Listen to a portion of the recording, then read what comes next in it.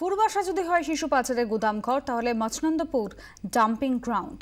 সেখানে মাটি খুঁড়ে বের হলো 2 শিশুর কঙ্কাল। পাচারের সময় শিশু মৃত্যু হলে এভাবেই পুঁতে ফেলা হতো দেহ। কঙ্কাল উদ্ধারের পর খুনের মামলা রুজু করেছে সিআইডি।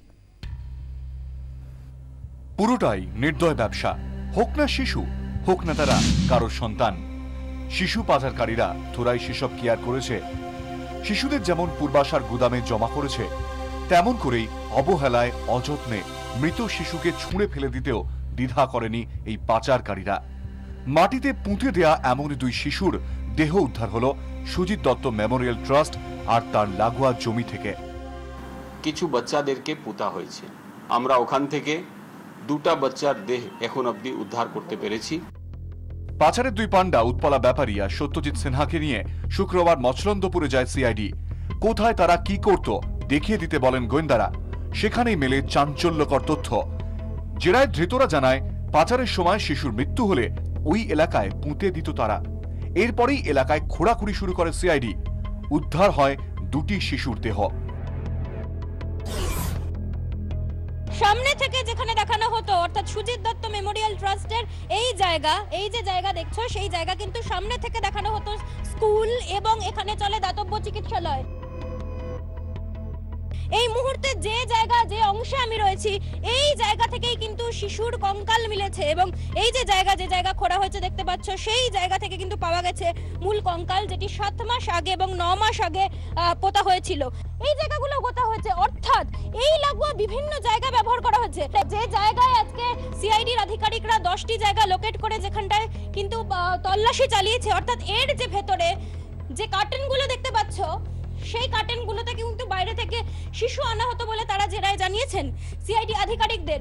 এই জায়গা যেটা সিল করে দেওয়া হয়েছে এবং সেই জায়গা কিন্তু দেখানো হতো যে সেটা মূল অফিস ঘর, কিন্তু এখানেই যে এই জায়গা দিয়ে যে মূল অপারেশন চলতো তা কিন্তু বোঝার উপায় ছিল না এবং এই জায়গাগুলোতেই কিন্তু গোটা অপারেশন চলতো। অর্থাৎ এখানে বেআইনিভাবে গর্ভপাত করানোর সঙ্গে সঙ্গে যাবতীয় কাজ কিন্তু এই জায়গা দিয়ে চলতো।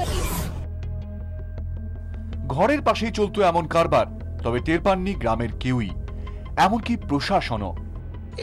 আগে শুনতাম ভালো, কিন্তু এরকম খারাপ হবে কে ভাবতে পারিনি। সমাজসেবীর মধ্যে যে এরকম একটা চিন্তাধারা আমরা কোনোদিন ভাবতে পারিনি।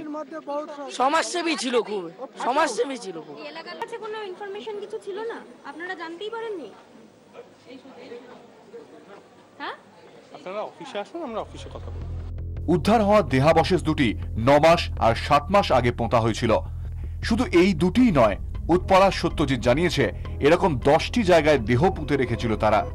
ক্যামেরায় কমল জানার সঙ্গে মৌমিতা চক্রবর্তী এবং দীপঙ্কর দাসের রিপোর্ট 24 ঘন্টা। এদিকে নোট ইস্যুতে সোমবার রাজ্য 12 ঘন্টা ধর্মঘট ডেকেছেন বামেরা। তবে ছাড়ের আওতায় থাকছে ব্যাংক, পোস্ট অফিস, এটিএম এবং বিয়েবাড়ি। নোট ইস্যুতে সোমবারই কলেজ স্কোয়ার থেকে ধর্মতলা পর্যন্ত মিছিল করবে তৃণমূল, থাকবেন মমতা বন্দ্যোপাধ্যায়। রাজ্য সরকার এবং দলগতভাবে তৃণমূল বামেদের ধর্মঘটের বিরোধিতা করায় সংঘাতের পরিস্থিতি তৈরি হয়েছে। ধর্মঘট এবং মিছিলের জোড়া ধাক্কায় সাধারণ মানুষের দুর্ভোগের আশঙ্কা বাড়ছে।